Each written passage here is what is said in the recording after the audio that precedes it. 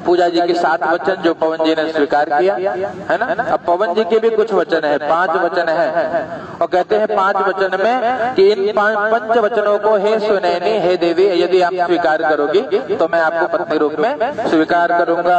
इस प्रकार से पवन जी का पहला वचन है, क्रीड़ा शरीर संस्कार समाजोत्सव दर्शनो हास्यों परगृहे यानम त्यजेत प्रोषित भर्तृका।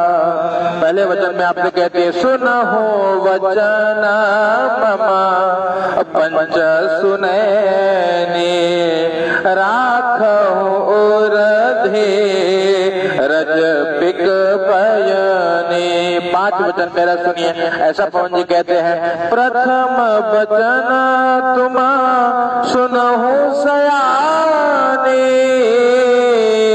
निर्मल मन करे मानहु वाणी मैं मंदिर जिस दिन नहीं होई तुम श्रृंगार करो ना कोई। पवन जी कहते हैं, मंदिर में मैं न रहूं, घर में यदि मैं न रहूं तो तन का श्रृंगार कबहु नहीं कीजिए, है ना। स्त्री यदि श्रृंगार करती है तो अपने पति को रिझाने के लिए करती है, और पति ही न यदि उपस्थित है, कहीं वो बाहर गया है, तो विशेष श्रृंगार करने की आवश्यकता नहीं है। किसी समाज के उत्सव में बिना अनुमति के न जाइए।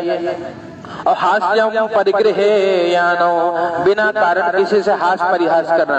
बिटिया जब पिता के घर में रहती है तो कोई बंधन नहीं है, लेकिन जब यहाँ दाम्पत्य में यानी कि गृहस्थ में प्रवेश करती है तो बंधन आ जाता है ना। और ये बंधन क्या है? कहते हैं बंधन तो प्यार का बंधन है ना, ये प्रेम का बंधन है। प्रेम से इसको मानोगे तो जीवन सरल बन जाएगा, सुगम बन जाएगा, कोई समस्या नहीं आएगी। क्या करना पड़ेगा? कहते हैं बिना कारण किसी से हास परिहास न करिए। ये जगत के लोग बहुत श्रेष्ठ लोग हैं, है ना, तो अपने आप को बचा करके चलना होगा। हास्यों परिगृहे यान, बिना बोले किसी के घर न जाइए, है ना, कल जहाँ जाइए सबको बता करके जाइए। इस प्रकार से यदि इस नियम का पालन कर पाओगी तो हे देवी मैं आपको पत्नी रूप में स्वीकार करूंगा। ऐसा पवन जी कहते हैं। इनका पहला वचन आपको स्वीकार है, तो दूसरा वचन श्रवण करिए।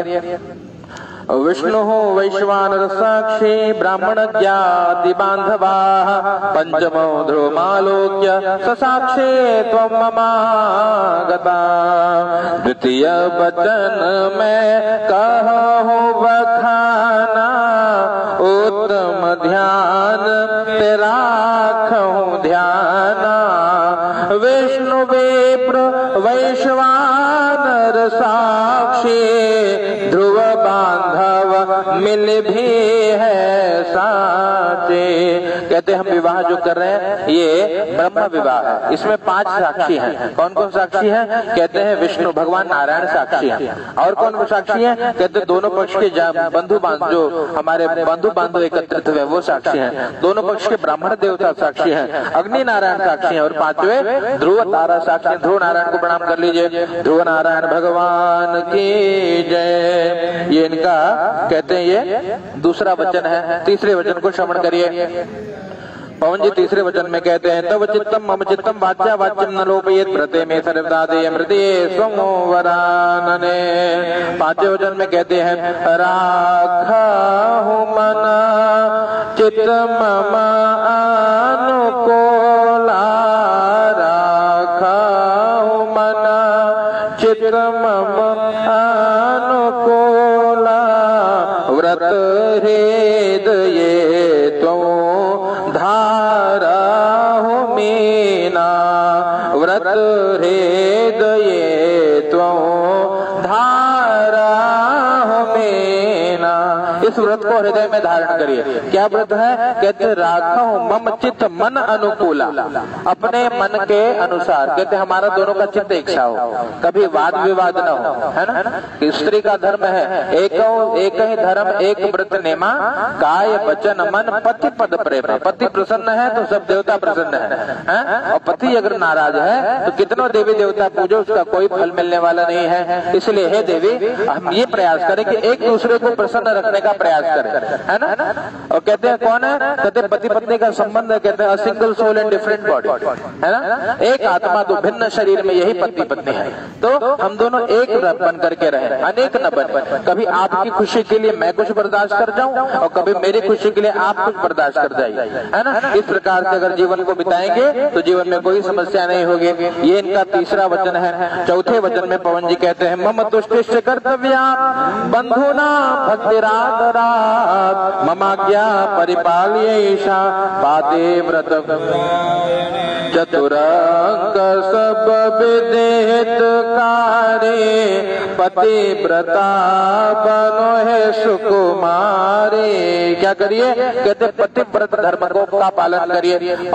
यदि स्त्री पातिव्रत धर्म का पालन करेगी तो कहते उसके पति का कोई बाल बांका नहीं कर सकता, उसका सौभाग्य अखंड बना रहता है। शास्त्रों में ऐसी कई उदाहरण आते हैं। इसलिए हे देवी आप पातिव्रत धर्म का पालन करिए, प्रसन्न रहिए, इस जीवन में कोई समस्या नहीं होगी। इसलिए मेरी खुशी के लिए क्या कर्म करिए? कहते मम तुष्टिश्च कर्तव्या बंधु नाम भक्ति राधराध। बंधु बांधवों का कहते हैं उनका आदर करिए, है ना, क्योंकि आप इस घर में आए तो मेरे माता पिता आपके माता पिता है, मेरा परिवार आज से आपका है और उसको हमेशा आप अपनी तरीके से संभाल कर रखिए, सभी आपसे प्रसन्न रहे, ऐसा कर्म करिए, उसमें मेरी भी प्रसन्नता है। ये इनका चौथा वचन है। और पांचवें वचन को श्रवण करिए। पवन जी कहते बिना पत्नी कथम धर्म आश्रमाणां प्रवर्तते तस्मात् त्वं मम विश्वस्ता भववामांगगामिने पंचम वचन सो वेद प्रकाशा बिना नारी नर सकल निराशा। नर नारी से सृष्टि होई जानो रथ कर पहिया सोई। पांच वचन मानहु गज गामिनी वन आज से मम हृदय स्वामिनी। गृह आश्रम बिन नारी अधूरा विजय माल पड़त सो पूरा। पांचवें वचन में कहते हैं आपसे कि बिना पत्नी कथम धर्म, बिना पत्नी के धर्म का पालन नहीं हो सकता, बिना पत्नी के जीवन आगे नहीं बढ़ सकता, बिना नर नारी के सृष्टि नहीं उत्पत्ति होती। तो हे देवी आज से मैं आपको पत्नी रूप में स्वीकार करता हूँ, आप मेरे विश्वास पात्र बनने का प्रयास करिएगा। दोनों को एक दूसरे के वचन स्वीकार है। प्रेम से बोलिए लक्ष्मी नारायण भगवान की जय। अग्रे अभिषेक। ओम हरि ओम तदुग्नये पश्चा ओम आपो हिष्टा मयो भुवस्थान ऊर्जे दधातन महे रणाय चक्षुषे यो वः शिवतमो रततति भाजयते हनः उशतीरिव मातरः। ओम तस्मा अरंगमाम्बो यतिक्षया युजिन्वथ आपो जनयथा चनः। ओम ध्रुव दर्शनम, ऊपर ध्रुव को प्रणाम कर लीजिए। ध्रुव दर्शनम। ओम ध्रुवमति ध्रुवं त्वां पश्यामि ध्रुवैषि बोक्ये मयि मह्यं द्वा अदात बृहत्पतिर्मया पतिया प्रजापति संजीव शरदः शतम मा हृदयालंबनम। चलिए हाँ जी हाँ, इनके हृदय की ओर हाथ लगाइए।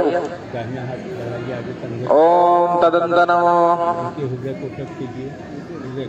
मम व्रते ते हृदयं दधामि मम चित्तम मनुचित्तम ते अस्तु मम वाचमेक मनसादिकश्वा प्रजापतिष्ठवा नियुक्तो मह्यम मा। हटा लीजिए। कहते इसका भाव यह है कि हमारा दोनों का हृदय एक हो, हमारे दोनों का विचार एक हो और हम सभी का चित्त एक हो। इस प्रकार से ओम सिंदूर दानम। चलिए बुलाइए।